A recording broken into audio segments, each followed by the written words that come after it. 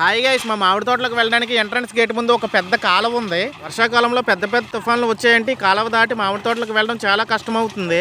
అందుకని జేసీబీతో కాలువ తీయించి కాలువ లోపల 12 అంగుళాల కాంక్రీట్ వేసుకుంటున్నాము. మిల్లర్లో 7 గెమాలు రాయి పెక్క, 4 గెమాలు ఇసుక, 2 గెమాలు సిమెంట్ వేసి బాగా మిక్స్ చేస్తున్నాము. రిక్వైర్మెంట్ బట్టి మనం ఇందులో వాటర్ వేసుకుంటే బాగా మిక్స్ అవుతుంది. అలా అని వాటర్ ఎక్కువైతే మాలు పలసపడిపోద్ది, అలాగని తక్కువ అయితే మాలు గట్టిగా అయిపోద్ది. అని లెక్క ప్రకారం ఈ మిల్లర్ను ఆపరేట్ చేసే ఆపరేటర్ వేసుకుంటారు వాటర్. సిమెంటు, రాయి పెక్క, ఇసుక బాగా మిక్స్ అయిన మిశ్రమాన్ని ఈ కాలువలో వేస్తున్నారు. ఇదంతా ఒక దగ్గర పోగులా పడుతుంది కాబట్టి ఈ విధంగా పారలతోటి గమల్లో వేసుకొని ఒక పక్క నుంచి కాంక్రీట్ వేసుకుంటూ వస్తారు. ఈ కాంక్రీట్ పని చేయాలంటే చాలా కష్టం, అలవాటు ఉండాలి, లేదంటే కాళ్ళు చేతులు కన్నాలు పడిపోతాయి సిమెంట్కి.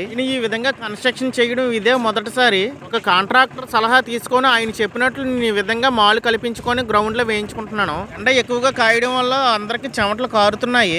కాంక్రీట్ వేసిన తర్వాత పైన వైబ్రేటర్ తోటి సమానంగా తిప్పుతారు. అప్పుడు ఎడ్జ్లు ఏమైనా ఉన్నాయంటే మొత్తం ఫుల్ అయిపోతాయి. నా వీడియో మీకు నచ్చినట్లయితే please like and share, subscribe చేసి నా ఛానల్ సపోర్ట్ చేయండి.